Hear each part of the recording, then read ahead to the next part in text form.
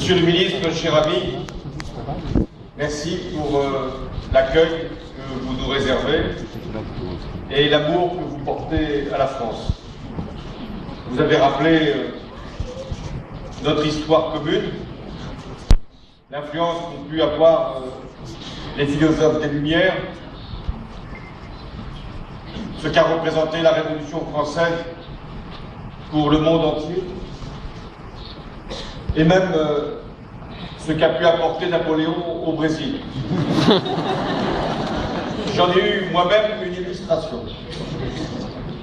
J'étais reçu par la présidente Dilma Rousseff et des gardes imposants nous faisaient l'accueil.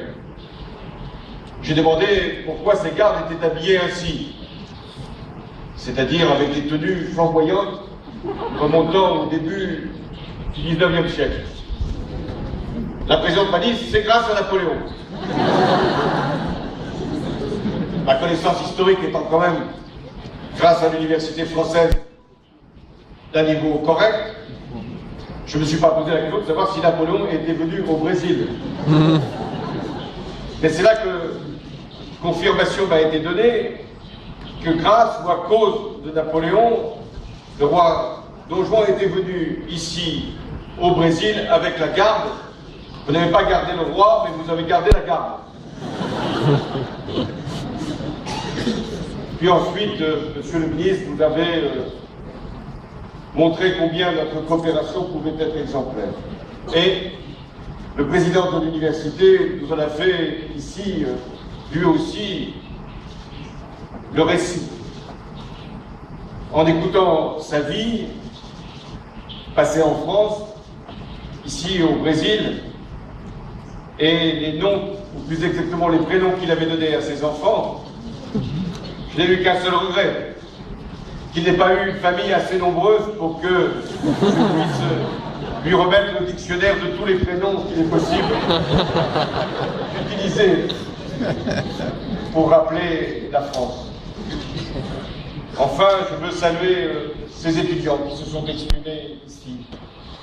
2 Brésiliens, 2 Français, on ne savait plus d'ailleurs lesquels étaient brésiliens ou français, quand ils s'exprimaient dans nos 2 langues. Et qui ont également eu la délicatesse de rappeler que c'était grâce aux bourses qui ont pu être données par le Brésil et par la France pour leur permettre d'avoir cette expérience incomparable. Enfin, votre présence nombreuse dans cet amphithéâtre nous va droit au cœur, à la délégation que je conduis, aux ministres qui la composent, aux chefs d'entreprise, aux présidents d'université, et j'ai été particulièrement sensible à l'accueil que vous avez réservé à Christiane Taubira. Sans doute parce qu'elle est guyanaise et qu'elle est votre voisine, mais surtout parce qu'elle a porté une loi en France qui peut aussi servir de référence et d'exemple. Une loi qui promeut l'égalité, la dignité, la liberté, les valeurs qui sont celles de la France, mais qui sont celles de tous ceux qui veulent s'affranchir de toutes les soumissions. Et le Brésil a montré qu'il en était capable dans son histoire. Je suis ici au Musée national, qui est lui-même un symbole. Un symbole parce que c'est l'architecte qui l'a voulu ainsi, architecte que nous portons dans notre cœur, qui a bâti en France comme il a bâti au Brésil, et qui voulait montrer quelle était la confiance que nous accordons à l'école, à l'université, au savoir. Parce que qu'est-ce qui fait que nous sommes ici rassemblés, Brésiliens et Français? C'est que nous partageons plusieurs convictions essentielles. La première, c'est que c'est par l'école, l'éducation, le savoir, la connaissance, qu'un peuple non seulement s'émancipe, mais devient, dans la confrontation mondiale, celui qui est le mieux préparé à relever les défis. Nous avons également la conviction que c'est la jeunesse qui est aujourd'hui une chance, un atout, et que vous, au Brésil, vous avez fait en sorte que cette jeunesse puisse être accueillie former, éduquer et porter jusqu'aux meilleures universités. Et puis, nous avons une dernière conviction. La conviction que la culture, le savoir, la connaissance enrichissent les individus, en font des citoyens éclairés et pas simplement des acteurs économiques. Et c'est pourquoi l'université française a été, dès le XIXe siècle, associée au développement du Brésil. Je pourrais citer la création de l'école des mines d'Ouro Preto, mais également les noms que vous avez rappelés, Monsieur le ministre, d'intellectuels français qui ont professé ici au Brésil: Claude Lévi-Strauss, Fernand Braudel, parce qu'ils étaient eux-mêmes convaincus que l'université brésilienne allait connaître une influence considérable. Et ils ont professé à l'université de Sao Paulo. Le Brésil et la France ont été, par leur histoire, préparés à relever bien les défis. Le défi de la démocratie, le défi du développement, le défi de la croissance. Aujourd'hui, un autre se présente à nous, le défi. C'est celui de la mondialisation. La France et le Brésil ont décidé, non pas de se cacher, non pas de se protéger, non pas de se replier, mais de prendre la mondialisation pour être en capacité de défendre ce que nous croyons être nos intérêts, et en même temps d'être capable aussi de changer le monde tel qu'il est aujourd'hui. Et pour relever ce défi, nous avons fait, je le disais, le choix de l'éducation, de la formation et de l'enseignement supérieur. La ministre Fioraso a fait voter il y a quelques semaines une loi sur l'enseignement supérieur. Non pas une loi de plus, mais une loi qui permet de mieux relier l'université et l'entreprise, de mieux professionnaliser une partie des filières, de mieux associer l'université à la recherche, et également de donner plus de moyens à nos universités pour former dans les meilleures conditions les étudiants que nous accueillons. Vous, ici, au Brésil, vous avez fait également ce choix de donner à l'université, à la recherche, les ressources nécessaires. Et la France considère que recevoir des étudiants venant de tous les pays du monde est un atout supplémentaire. Ce n'est pas un acte de solidarité, ce n'est pas simplement un geste de générosité, non. C'est un investissement que nous faisons dans des pays, en l'occurrence ici le Brésil, et dans une jeunesse ici représentée. Et c'est la raison pour laquelle nous avons pleinement participé au programme Sciences sans frontières qu'a proposé la présidente Dilma Rousseff. La France s'honore d'être le 3e pays au monde pour accueillir des étudiants venant de l'étranger. Il y a Paris, bien sûr, mais il y a beaucoup d'universités en France, pas simplement Paris, qui sont en capacité d'accueillir de nombreux étudiants. Et vous en avez ici donné une illustration. Alors, cette histoire de la coopération universitaire, elle est longue entre la France et le Brésil. Depuis le début des années 80, il y a eu 2000 doctorants brésiliens. 2000. C'est considérable. Et il y a eu 5000 élèves ingénieurs qui sont passés par nos grandes écoles dans le cadre du programme Brafitech. Dans le domaine de l'agronomie, dans le programme Brafagri, il y a eu également 500 spécialistes qui ont été formés et qualifiés. Aujourd'hui, nous avons pris un engagement avec la présidente. Nous sommes prêts en France à accueillir 10 000 boursiers, 10 000 jeunes qui viendront faire leurs études en France. D'ores et déjà, il y en a 6 000, faisant de la France le 3e pays d'accueil et le 1er pays européen à accueillir des étudiants brésiliens.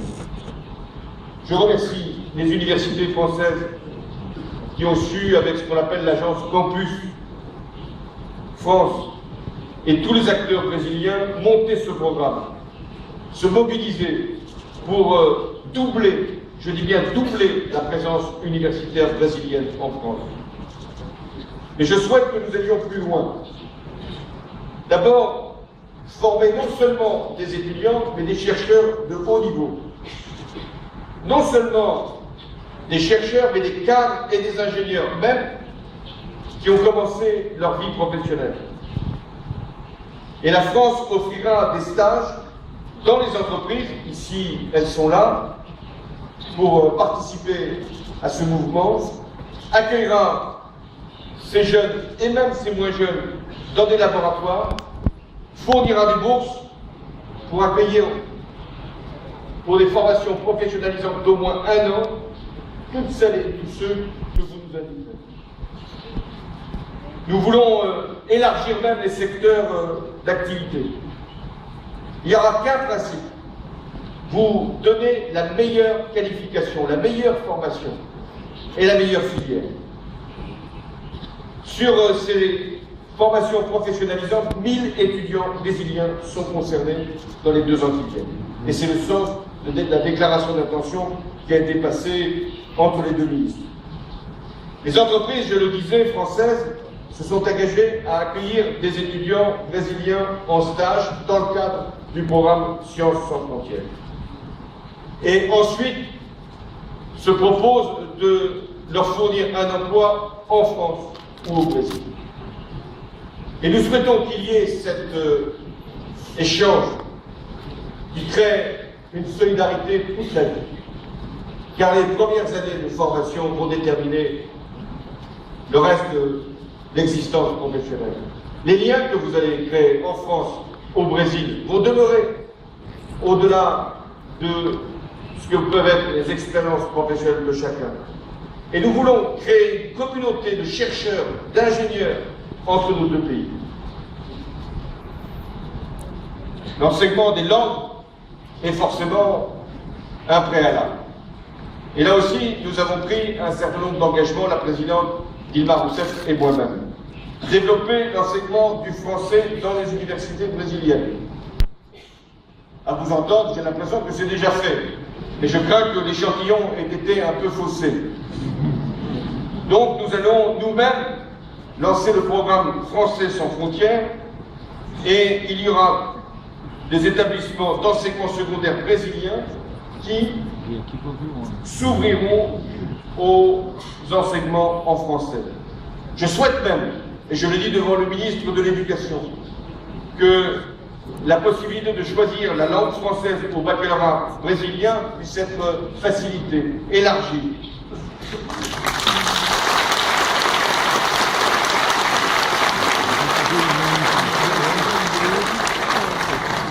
Qu'il y ait des filières bilingues franco-brésiliennes dans le plus grand nombre d'établissements scolaires. Mais la réciproque est vraie. Il y a un projet d'enseignement bilingue en liaison avec celui de Rio qui existe en France dans plusieurs établissements de l'Académie de Créteil, qui est en Île-de-France. Je salue le président de cette région. Et nous souhaitons dans de nombreux lycées pouvoir enseigner le portugais, davantage qu'aujourd'hui. Enfin, je me réjouis de l'intérêt croissant des étudiants français à venir effectuer leurs études ici au Brésil. Il y a peu de jours, un reportage à la télévision française retraçait la vie des étudiants français à Rio. C'était une souffrance abominable. On les voyait sur les plages, on les voyait danser, et je croyais que ça nous donne une image qui était un peu faussée des études qui pouvaient être suivies à Rio. Mais tant mieux si les étudiants peuvent également participer de la vie nocturne, ou même de la vie diurne à Rio, tant que c'est pour étudier. Et je constate d'ailleurs que les étudiants français constitue déjà le deuxième contingent d'étudiants étrangers au Brésil. Et pas seulement, je le dis pour la presse française, à Rio, dans beaucoup de villes universitaires. Et c'est particulièrement vrai dans les domaines des sciences, de l'ingénieur et de l'agronomie. Enfin, nous avons décidé, les deux gouvernements, de prolonger le séjour des volontaires internationaux en entreprise, qui sont les Français qui viennent pour faciliter les échanges économiques et qui pourront rester 2 ans ici au Brésil. Et nous venons de mettre en œuvre un accord qui porte le beau nom de visa, vacances, travail et qui va permettre de donner beaucoup plus facilement des visas pour des Brésiliens qui veulent venir en France ou des Brésiliens qui veulent y rester le temps d'un stage long et des Français qui veulent venir au Brésil. 1 an, sans formalité, sans contrainte, en liberté.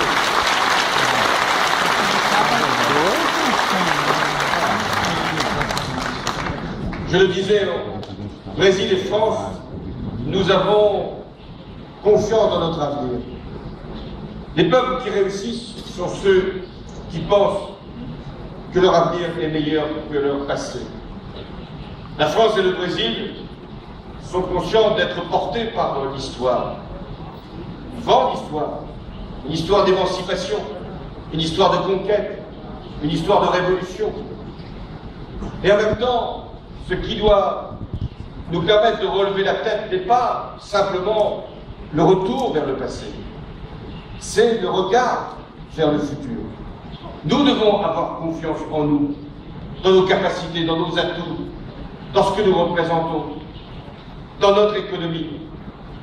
Nous devons avoir peur de rien, ni de la compétition, ni d'une crise qui est en train de disparaître, ni des forces économiques qui peuvent parfois aliéner ou soumettre.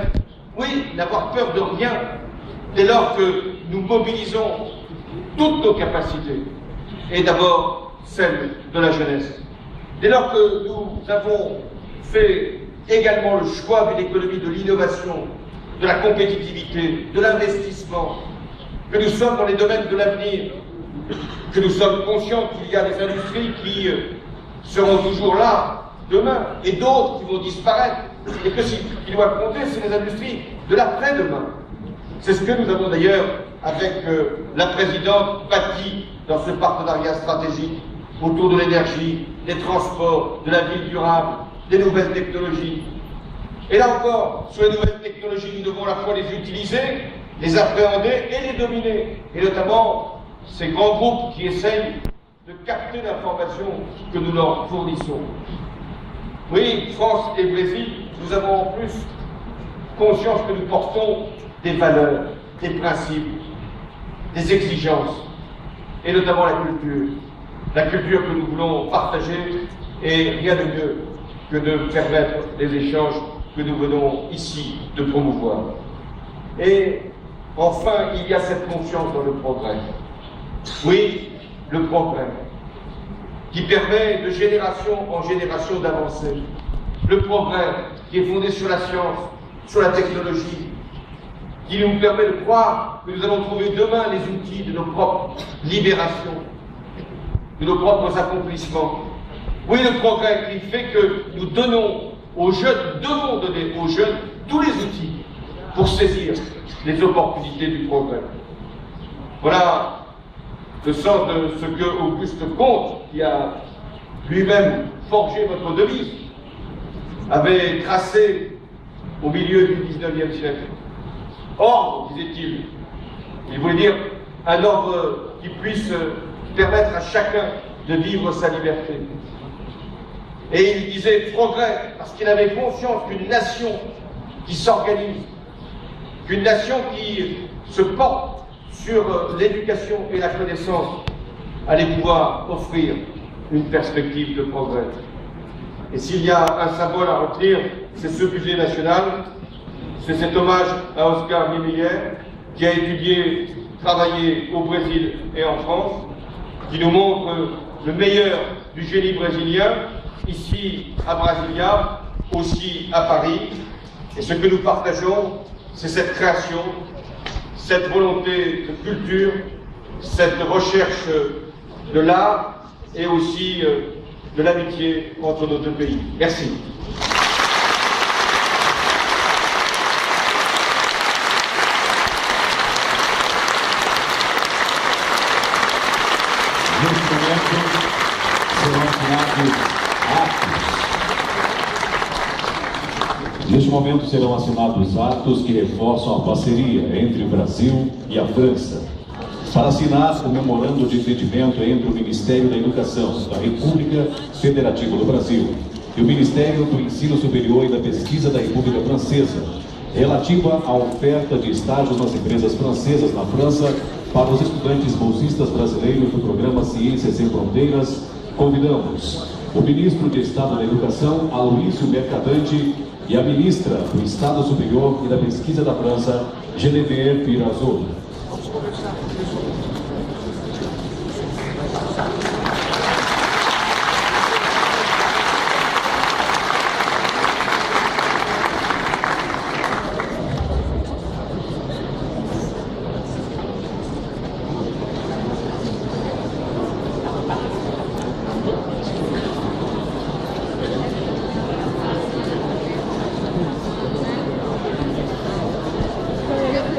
Assinam agora o memorando de entendimento entre o Ministério da Educação da República Federativa do Brasil e o Ministério do Ensino Superior e da Pesquisa da República Francesa, relativa à oferta de estágio nas empresas francesas no Brasil para os estudantes bolsistas brasileiros do programa Ciências Sem Fronteiras. O presidente da Coordenação de Aperfeiçoamento de Pessoal de Nível Superior, Jorge Guimarães, e a presidente da Câmara de Comércio França-Brasil, Claudine Bichard.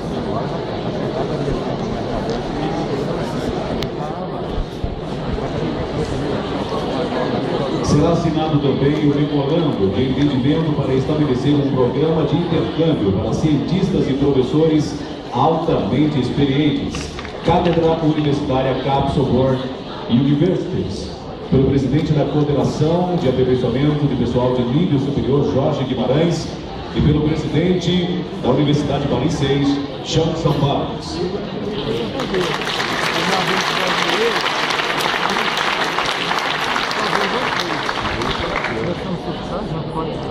Enquanto eles estão assinando ali, deixa eu só informar para vocês, nós assinamos o programa Francês Sem Fronteiras para ajudar a preparar os futuros estudantes de Ciências Sem Fronteiras e difundir o francês. Assinamos mestrado profissional, fizemos com os Estados Unidos e agora podemos para a França, dentro de Ciências Sem Fronteiras.